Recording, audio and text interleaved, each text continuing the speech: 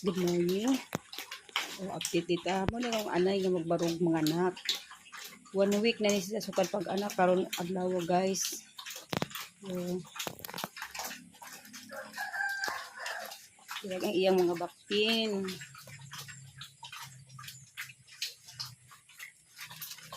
Ang uban das ilang kuna. Ang mga baktin guys. Nga anak nga nagbarog ang nanay. Nag-anak nga nagbarog ang nanay guys. Ana. Good morning guys. Dirag ang nanay sa among mga baktin. Para nga nanganak nga nagbarog. Dara yung nanay natulog na guys. Nag-relax pa siya.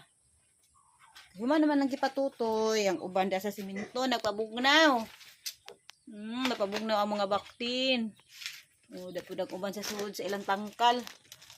Nangyatog, busog naman buyag. Nangatog sila. Nabawal ba kung sa ani pagpanganak nila guys. Kinagbarog ka dyan siya pag-anak. Thank you for watching.